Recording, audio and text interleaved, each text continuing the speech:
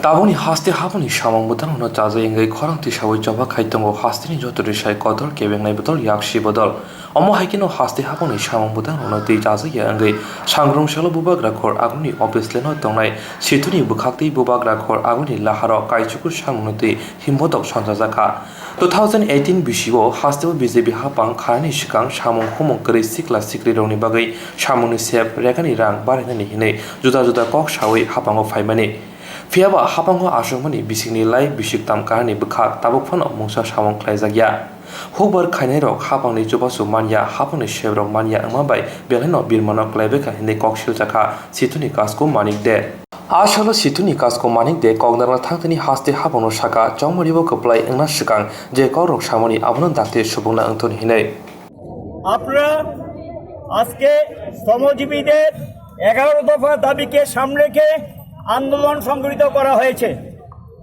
গণ ডেপুটেশন হাজার মানুষের উপরে উপস্থিতি তারা সেখানে চলছিল শান্তিপূর্ণভাবে পুলিশ কোনো অবস্থাতেই আমাদের দাবি জানাতে দেবে না এরা এখানে হঠাৎ করে আপনাদের উদ্দেশ্যে জল কামান ছুঁড়েছে সেটা আপনারা দেখেছেন বিজেপি গোটা দেশে এটা করছে আমাদের রাজ্য এটা করছে আমাদেরকে আন্দোলন করতে দেয় না কথা বলতে দেয় না মানুষের ব্যক্তি স্বাধীনতা আক্রান্ত একটা জঙ্গলের রাজত্ব কায়েম করেছে গণতন্ত্রের কবর দিয়েছে সংসদীয় রাজনীতির কবর দিয়েছে এবং অগণতান্ত্রিকভাবে পার্লামেন্ট বিধানসভাকে কলঙ্কিত করে একটার পর একটা কালো আইন তারা পাশ করিয়ে নিচ্ছেন এই অবস্থা চলতে দেওয়া যায় না এটার বিরুদ্ধে আমরা গোটা ভারতবর্ষে শ্রমিক কৃষক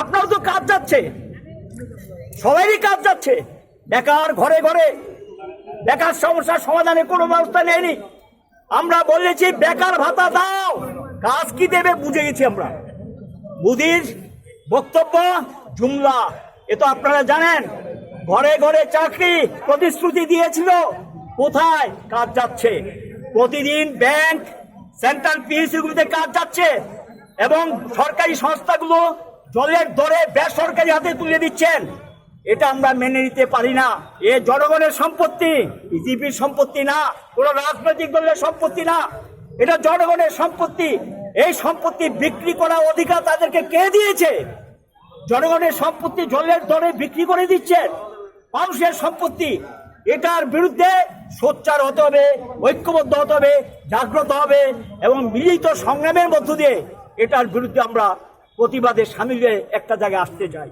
আমাদের দৃঢ় বিশ্বাস যে একতা শ্রমিক শ্রেণী কৃষকের মধ্যে গড়ে উঠেছে এই একতাই হয় নীতি পাল্টাবে নতুবা নরেন্দ্র মোদী সরকারকে পাল্টিয়ে দেবে এই দেশের জনগণ এইদিকে আন্দোলন এগিয়ে যাচ্ছে 26শে নভেম্বর তৈরি হন গোটা দেশ অচল করে দেওয়া হবে মোদীকে আমরা জানিয়ে দিতে চাই 26শে নভেম্বর হবে সূচনা যদি আক্রমণ নেমে আসে লাগাতার চলবে শুরু হচ্ছে 12ই অক্টোবর 46টা অস্ত্র তৈরি কারখানায় ভারতবর্ষের সেন্ট্রাল গভর্নমেন্ট এগুলো বিক্রি করে দিচ্ছেন সরকার তুলে নিয়ে গেছেন কোন আইনে এটা তুলে নিয়ে গেলেন কার টাকা এটা শ্রমিকদের টাকা এটা তুলে নিতে পারেন বেআইনি কাজ এবং এটা অন্যায় আমরা এটা প্রতিবাদ করেছি আমরা বলবো যেই টাকা ওয়েলফেয়ার ফান্ড থেকে নিয়েছেন লেবার ডিপার্টমেন্ট থেকে নির্মাণ শ্রমিক কল্যাণ তহবিল থেকে সেই টাকা অবিলম্বে ফেরত দিক বেআইনি কাজ বন্ধ করুক শ্রমিকদের কল্যাণে যে স্কিমগুলো আছে নির্মাণ শ্রমিকদের সেই অনুযায়ী তাদেরকে অর্থ পাইয়ে দিক কিন্তু তারা সেখানে অর্থ পাইছেন না আগের সরকারের ঘোষণা অনুযায়ী যে প্রকল্পগুলো সেগুলো প্রায় বন্ধ করে দিয়েছেন আয়কর দেন না যারা তাদেরকে নগদ 7,500 টাকা করে দিতে হবে প্রত্যেক পরিবারকে 10 কেজি চাউল দিতে হবে এটা আপনারা জানেন আমরা এই নিয়ে দীর্ঘদিন আন্দোলন করছি খাদ্য গুদামে খাদ্য পচে যায় আর গরিবরা খাদ্যের জন্য মারা যায় এ হলো সরকার যাদের গরিবের প্রতি কোনো দরদ নেই গরিবকে সহ্য করতে পারেন না তাদের বিরুদ্ধে এই আন্দোলন আমাদের আমরা বলেছি রেগায় 200 দিনে কাজ দিতে হবে টুয়েপে 200 দিনে কাজ দিতে হবে এই বছর এখন পর্যন্ত 15-20 দিনে কাজ পেয়েছে চলবে গরিবরা বাঁচবে না খেয়ে শ্রমিক অভুক্ত অবস্থা আছেন গরিব পরিবারগুলো অভুক্ত আছেন, মারা যাচ্ছেন, কেউ কেউ অনাহারে মারা যাচ্ছেন, বিভিন্ন রোগে মারা যাচ্ছেন। এই অবস্থা চলতে পারে না। আমরা বলেছি তাদেরকে এটা অবিলম্বে দিয়ে দিতে হবে। এই দাবি আমরা জানিয়েছি যে 200 দিনে কাজের ব্যবস্থা করতে হবে। জাতীয় সড়ক, ন্যাশনাল হাইওয়ে, ডাবল ইঞ্জিনের সরকার, কেন্দ্রে নরেন্দ্র মোদী, রাজ্যে বিপ্লব দেব বলেছিলেন অনেক কিছু করবেন, আর এখন জাতীয় সড়কে ধর্মনগর যান, আপনি অসুস্থ হয়ে ফিরবেন। গাড়ি চালানোর অবস্থা নেই, প্রায় মাছের চাষ করা যায় জাতীয় সড়কের উপর। শ্রমজীবী জনগণ যেভাবে আন্দোলনে সামিল হয়েছে, আমরা এখানে আন্দোলনে সামিল হয়েছি। আপনারা লক্ষ্য করছেন কৃষক এবং শ্রমিকের মধ্যে একটা ব্যাপক ঐক্য গড়ে উঠেছে। এই ঐক্যবদ্ধ আন্দোলনই ভারতবর্ষ সরকারের দিশা ঘুরাবে এবং তারা যেই পথে এগুচ্ছে এই পথে তাদেরকে বেশি চলতে দেওয়া হবে না। দেশের মানুষ এটাকে যে কোনো মূল্যে প্রতিবাদ করবেন, প্রতিরোধ সংগঠিত করবেন। গোটা দেশে ইতিমধ্যে এটা শুরু হয়েছে। আজকের যে দাবিগুলো আমরা বলেছি, শ্রমিকদেরকে দাসত্বে পরিণত করছে। শ্রম দাসত্ব ব্রিটিশ শাসিত ভারতবর্ষ মতো এখানে চালু করেছে।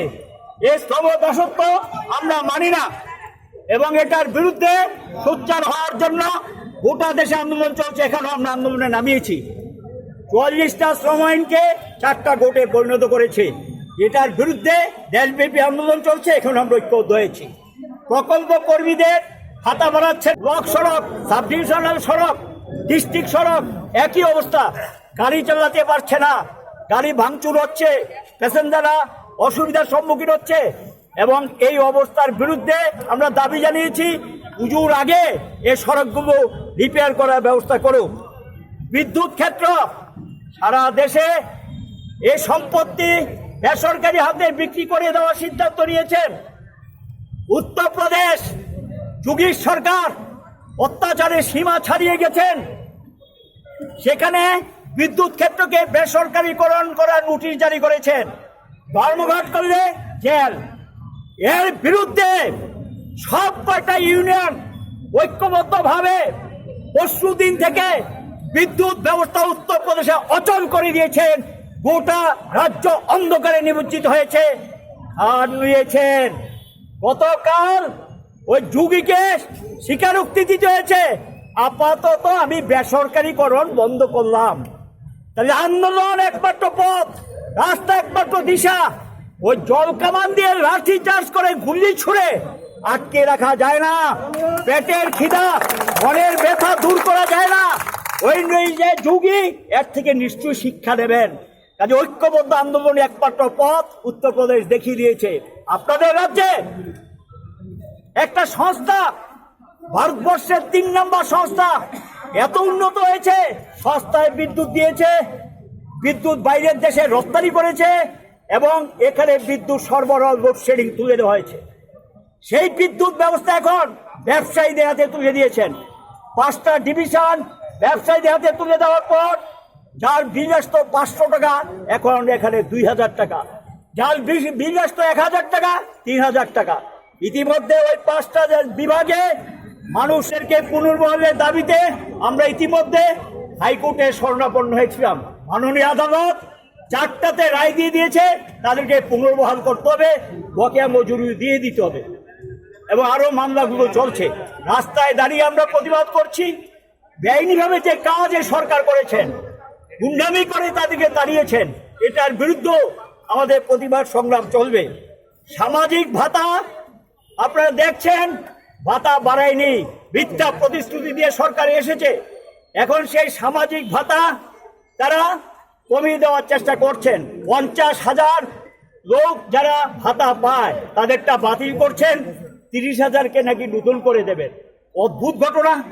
বামপন্থী সমর্থক যারা উপযুক্ত তাদেরকে বাতিল করে নতুনদেরকে দেবেন।